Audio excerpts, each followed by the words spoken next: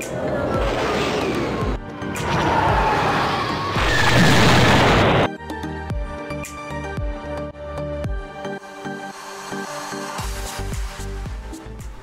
guys, this is David back in another episode with X-Wing Versus.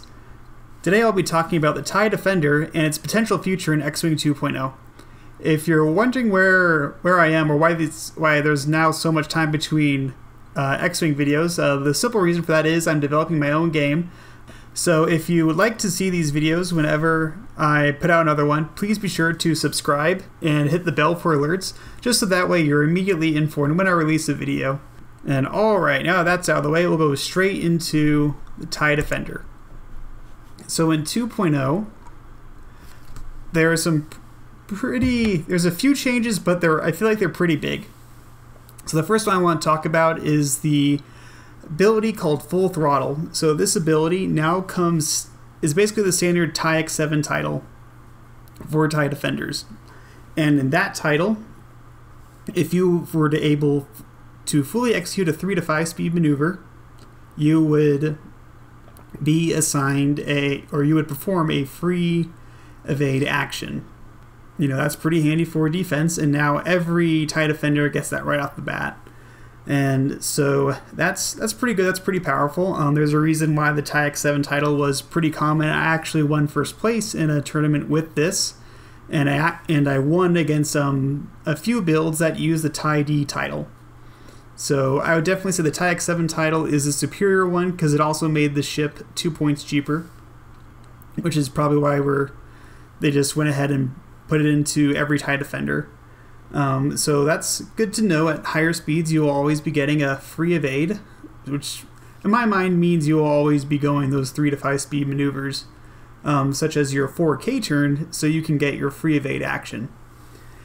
And since we're talking about speed of maneuvers, let's talk about the dial. So the maneuver dial hasn't changed too much except for 3 big changes. First is the 1 banks are now blue, which is the equivalent of green in X-Wing 1.0. So that means if your TIE Defender is stressed, it'll now be able to de-stress with the 1 bank. And the TIE Defender was one of the original reasons why we got the twin ion engines upgrade, was to make the TIE Defender less predictable because its only green maneuvers were straight. So it was super easy to know if your opponent wanted to de-stress where he was going to be. And so they added the twin ion engine, so it'd be a little less obvious where exactly that ship would be positioned. And with the 1 sights, it makes it a little less obvious. I still think it's kind of obvious where you're going to end up, but at least the option is there. And the other huge change, when I say huge, I don't think it's that big of a change, is there's now a 2K turn which does stress the ship. And so I think this is a nice option in case you don't want to fully leave the combat, but you know everyone else is going to be further away from you. But all in all, I don't think this is going to make a big difference because, first of all, it's a 2-speed maneuver. You're not going to get a free evade action from it, and even if you could, you'd be stressed from that action. So it's a nice option, but I really feel the 4K turn is still going to be the default for most people. And even though it's super obvious to know when a TIE Defender is going to go the 4K turn, it's really hard to stop.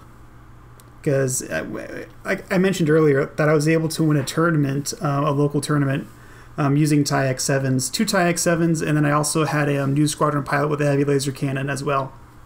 And I'm pretty sure my opponents knew every time when I was going to do a 4K turn, but let's say they're already stressed, there would be almost nothing they can do to escape being in my firing arc. So it's nice, but I feel like in practice it isn't going to make a huge difference with the TIE Defender.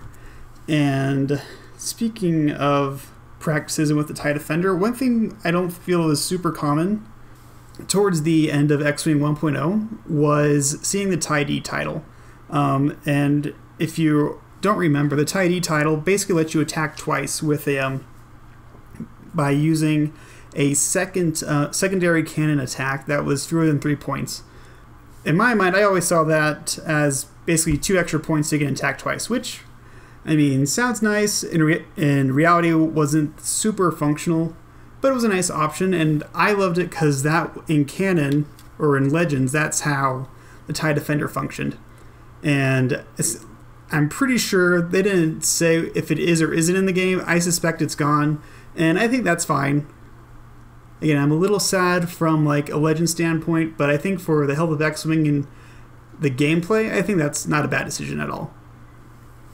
And another important difference with the TIE Defender is its action bar. So we now basically have the 5 standard actions that were in X-Wing from the beginning: boost, barrel roll, evade, target lock, and focus. So with all these actions, I feel that the price of the ship is going to go up, possibly pretty significantly.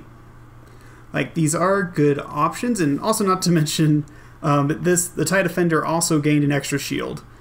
And if you think about that, like, engine upgrade in the original in X-Wing 1.0 was 4 points, an extra shield was also 4 points, and I don't think they're going to add like 8 or 16 points, depending how they price ships, to the cost of the TIE Defender. But I think it's just something to keep in mind, and that I think the TIE Defender could be pretty substantially expensive now. And so much so that it may be hard to include more than 2 of them, especially named pilots. I don't think, just from how powerful TIE X7 Defender was in X-Wing 1.0, I don't really think that they're going to want to make TIE Defenders swarms, essentially, or it wouldn't be a swarm because there'd only be 3, but still super common. When I went my last X-Wing tournament, half the Imperial players were using TIE Defenders, and all the Imperial players, like a lot of us, were in the top half of the tournament.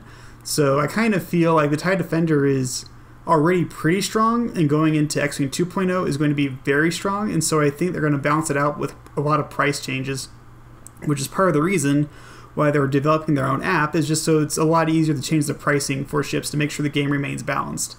So I think my prediction for X-Wing 2.0 is the TIE Defender will still be there and will be a very strong option, but it'll be very expensive, and it will be hard to mass TIE Defenders without using generic pilots.